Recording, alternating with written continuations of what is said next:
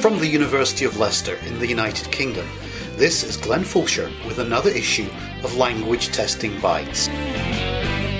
How large a language sample do we need in order to draw reliable conclusions about what we wish to assess? This question has been asked by every writing and speaking test designer in our field. And yet, there are very few empirical studies that look systematically at sample domain congruence in the literature. In issue 31.1 of Language Testing, we're delighted to publish a paper by Jodi, Tommerdahl and Cynthia Kilpatrick from the University of Texas at Arlington on the reliability of morphological analyses in language samples. They pose the question, how large a language sample is required for it to be representative of a child's ability in morphology and syntax. And their research has clear implications for the assessment of general language knowledge of young learners. Welcome to Language Testing Bites, and thank you for agreeing to talk to our readers and listeners about your research. Thank you for having us. Dr. Kilpatrick and I are both happy to be here. Perhaps we can just set the scene for listeners to the podcast who might not be familiar with the field in which you've been working. Can you explain for us why researchers use spontaneous language samples to assess the language of children, and how these language samples are collected? I'm particularly interested in this because if you say it's spontaneous, presumably you don't use carefully crafted tasks. Well, first let me set up what we mean by spontaneous samples. My training in the field of clinical linguistics means that we're looking extensively at child language, and very often we're looking at children who have difficulties learning language. Their acquisition patterns aren't normal. So we need a very clear picture of the language of each child that we see. So when we're looking at children's language, there's really two main categories of language that we're looking at. One is elicited language and the other is spontaneous. So elicited language means that there's a certain task that we ask the child to do. It could be that they're retelling a story that we read to them, but they respond to specific stimuli, something like a test. It could be the description of a single picture or describing a series of pictures, anything of that nature. But its utility is that it's really getting at a certain element of language that we want to look at. So most tests that identify language impairment are set up in some form of tests. They're eliciting something specific in language. For example, one form of elicitation might be to look at the past tense that a child can produce. Now, on the other hand, there's spontaneous language samples, and that's really just what it sounds like, more or less. It's natural, everyday language in a normal context. And there are some advantages of spontaneous samples over elicited samples. When you use spontaneous samples, the children aren't in any kind of test-taking situation. So they're not nervous. There's no problem with anything like attention or motivation. But especially, the main advantage is that it shows natural, real-life language that the children use on a day-to-day basis. Then we get to the question of how do we actually get these samples? And different researchers go about this in different ways. Some researchers send recording equipment home with parents. They might ask the children to have microphones around them at mealtime or during a certain half hour every day. And sometimes it's not the best quality. You never know exactly how it's going to be placed in the home. You don't know how much freedom the children are going to have to run around and if the microphones will pick up what they're saying. Also, you can't even be sure who's going to be in the home. There might be siblings, there might be visitors, there might be grandparents. So you don't always get the best quality recordings. Other researchers record in the clinic with the professional interacting with the child. And that it can be very good quality-wise, but it's not always the most natural, as the child might not be using language with the clinician in the way that they normally would with their family. In our study, we were very fortunate to have the best of both worlds. This study was carried out initially with funding from Birmingham University, where they had a flexible learning room.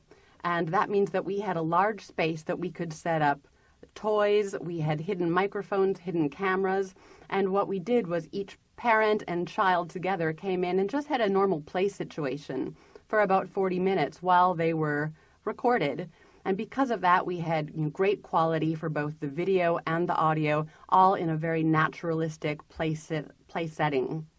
So most of what we know about child language actually comes from spontaneous samples, meaning it comes from observing children communicate. And ideally, when you're diagnosing language impairment, a combination of elicited and spontaneous language is the best.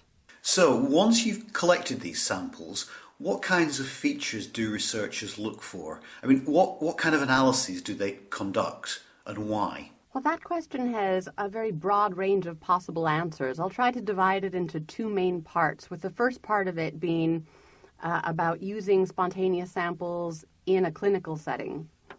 In clinic, we might look at a child's language, for example, to examine their morphology and syntax, if we think that the child might have specific language impairment, or SLI.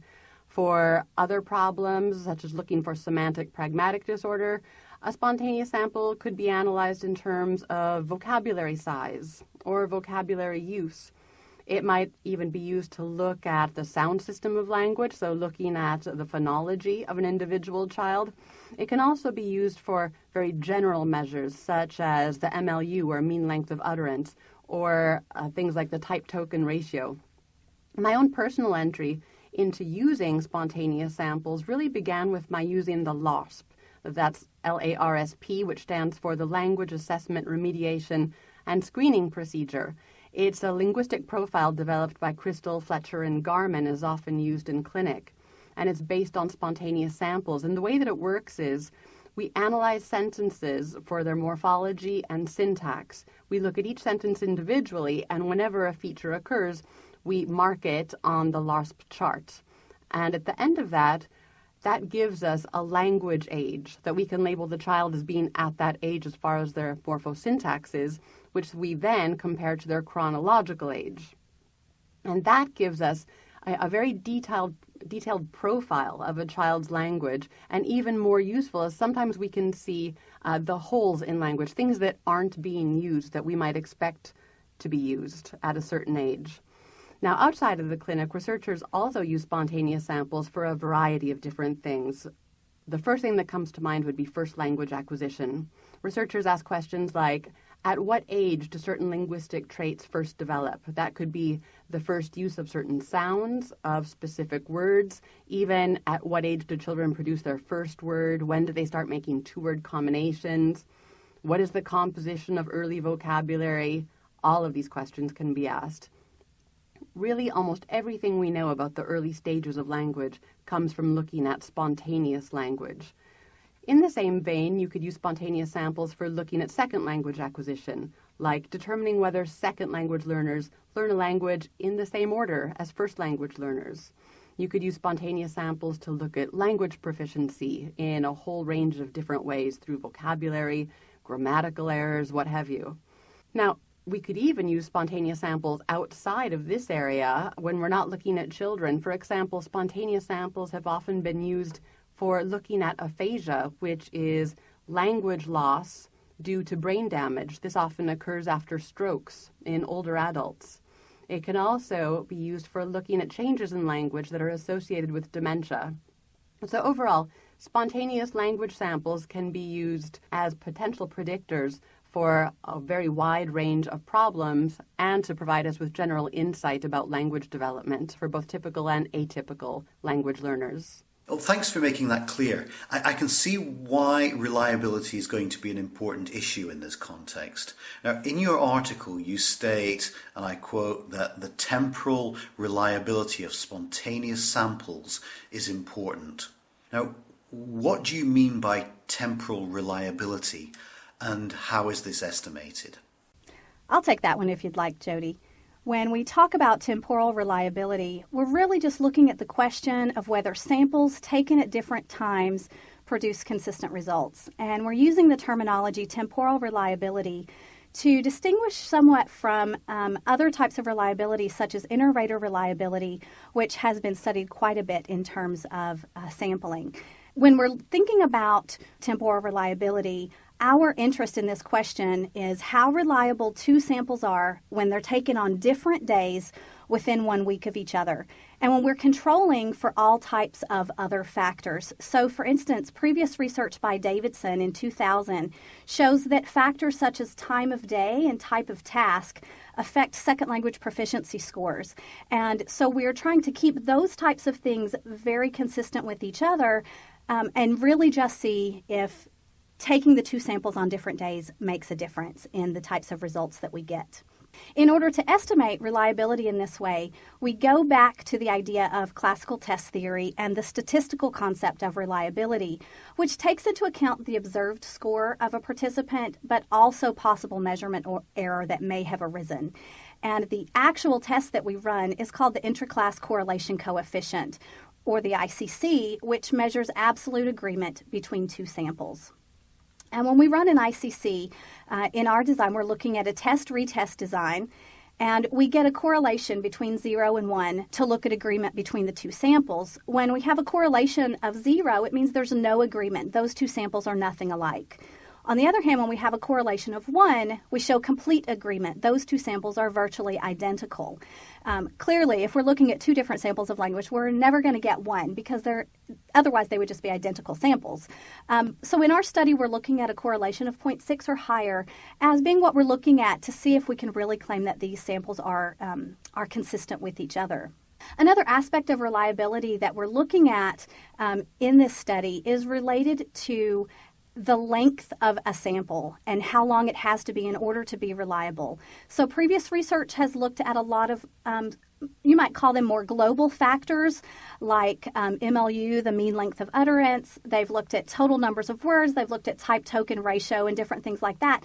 And they've shown that those types of things are quite reliable. But our interest here is in looking at very specific morphosyntactic structures and seeing how consistently they are used between two different samples taken on 2 different days, but within 1 week of each other in all instances.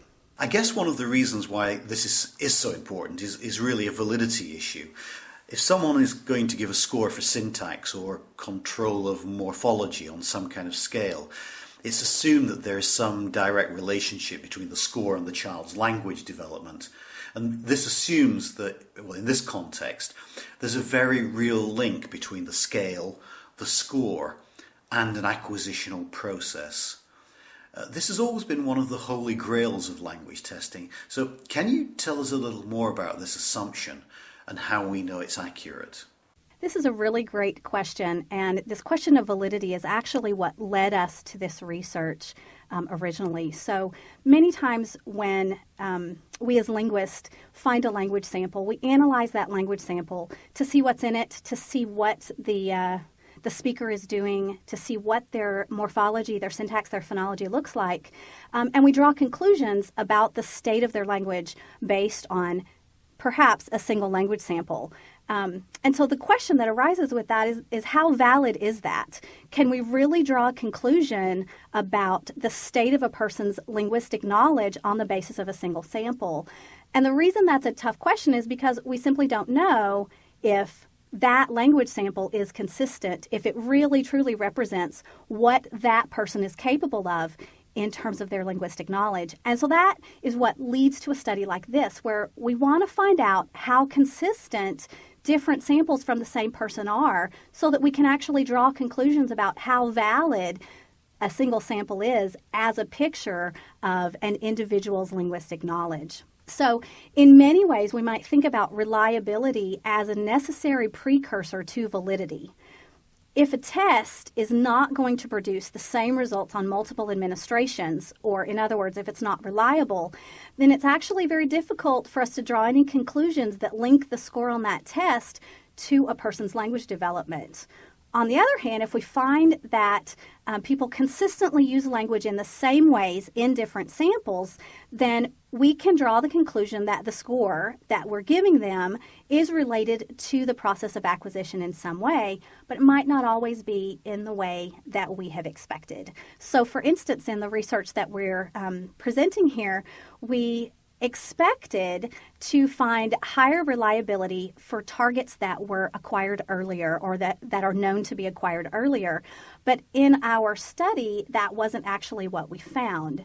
And that actually is leading us to investigate this question further and to expand this project to add in more children, to add in more samples, to add in a greater number of samples from each child, to look at other factors more carefully, such as age and gender and things like that, and really be able to look at where reliability is emerging so that we know in what ways we can validly use our language samples to draw conclusions about linguistic knowledge. Well, that's really interesting and very important for our field.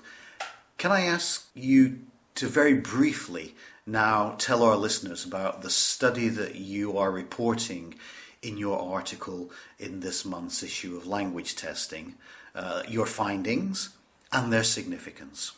We are reporting here on a study that examines the reliability of language samples in children using a test-retest methodology where we're looking at nested samples of various lengths, 50, 100, 150, and 200 utterances in samples collected within 1 week of each other.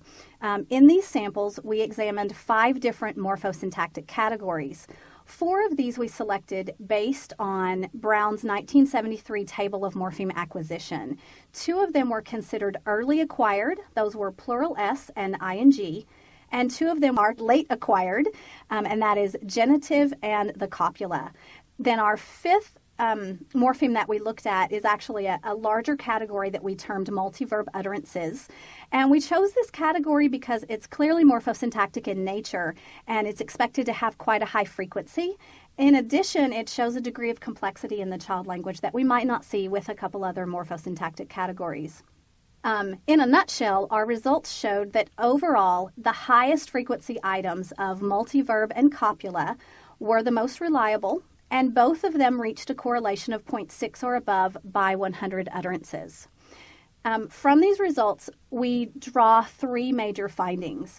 First of all, we see that 200 utterances is not significantly better than 100 utterances in terms of reliability of morphosyntax within a spontaneous language sample. So 100 utterances might be the optimal sample size since we see no significant increase beyond that. This is actually quite important because clinicians and linguists and people who work with language samples spend a lot of time recording and transcribing language samples, and you want the shortest sample possible to give you the best result you can get or the most reliable result you can get. And in our study, we're looking at about 100 utterances for that. A second major finding in this study is related to non-use of particular samples in the study. So some structures were not used at all in one sample by a child, but were used in the other sample by the child. And this was actually quite surprising to us. So we saw some children who, for instance, didn't use the genitive at all in their first sample, but they used it in their second. Or conversely, they used it in their first sample, but they didn't use it in their second one. And this was actually quite interesting because it indicates to us that non-use of low-frequency items doesn't necessarily indicate non-mastery. And so this is actually very important, possibly in clinical work, where we might say you have a spontaneous sample that a clinician has looked at, and they might say, oh, well, look, I don't really see the genitive, or I don't see many uses of the past tense. And then they can use that to be something that they target specifically within elicited samples with that particular child. Finally, our third major finding in this study is that reliability may not reflect acquisitional stages in the way that we originally thought. So morphemes that were early are supposed to be earlier acquired, such as plural S and ing, were not actually more reliable than later acquired morphemes like the genitive and the copula. And we expected that to some degree, forms that were more solidly acquired or that children had acquired over a longer period of time might have had a higher reliability, but this isn't actually what we found. And this actually is leading us into other work that is looking at how this plays out with different ages and additional samples. Before we bring this podcast to an end, I'd like to ask you a broader question about the implication of this kind of research to diagnostic assessment for children. I mean, what do you think are the implications for the development of diagnostic tests with the specific purpose of discovering language weaknesses or problems and using that information to create individualized learning packages. Now that one is really the big question, and here you're hitting on our main goal. At the moment, language impairment is often undiagnosed, and when it is diagnosed, it's diagnosed later than we want it to be. So precisely what we want to do is to develop a database of linguistic norms of young children so that we and other researchers can use them to compare the language of children at risk with the language of typically developing children. If we can find meaningful differences in typical and atypical children language at age 2 instead of at age 6, we're just that much closer to developing more appropriate treatments for those kids and getting them back on track, both in the linguistic sense, but also educationally. So our plan is to take this research to its next step by attracting funding to either develop or at least contribute to an enormous database of child language that would be freely available to researchers who want to use it. Recording and transcribing children's language is a hard job, and it takes an enormous amount of time and effort. However, we have really had 4 great influences that have inspired us to believe that it's possible to do. The first one is the LARSP assessment that I talked about earlier. It relies on spontaneous samples to assign a language age to an individual based on their language production and then compare that to their chronological age. It was a brilliant idea. Number 2 is the Wisconsin study by Ledholm and Miller in 1992. They created a database of language from 266 children aged 3 to 13, and they used frequency counts of different words and grammatical types. They didn't look at reliability, but the frequency counts did a great job. They too developed this to better diagnose language impairment. And the project shows amazing ambition, but we think it should be bigger and even more comprehensive. The third inspiration is McWhinney and Snow's Childus database. This is probably the most influential out of the 4 I'm going to talk about. And this database shows child language from around the world. It shows both clinical cases and normal language. And it gives the opportunity for researchers to work on child language without that tedious task of recruiting, recording, and transcribing, which honestly is probably prohibitive for most research labs. So it has really changed the game as far as what child language researchers are able to do. And the last one I'll mention is the work in automatic tagging that's been developed by researchers such as Christophe Paris in Paris, and the application of this tagging by his collaborators such as Marie-Thérèse Lenormand, also in Paris, and Christelle Maillard in Belgium. Their innovative methods in using spontaneous language samples have really inspired us to carry their work further.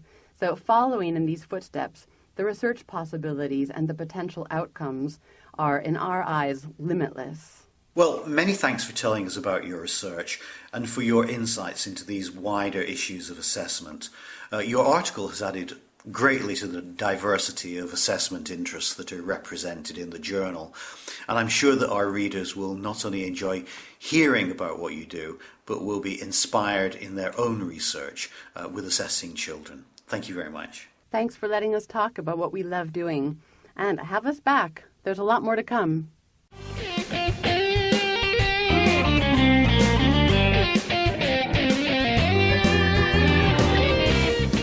Thank you for listening to this issue of Language Testing Bites. Language Testing Bites is a production of the journal Language Testing from Sage Publications. You can subscribe to Language Testing Bites through iTunes, or you can download future issues from ltj.sagepub.com or from languagetesting.info. So, until next time, we hope you enjoy the current issue of Language Testing.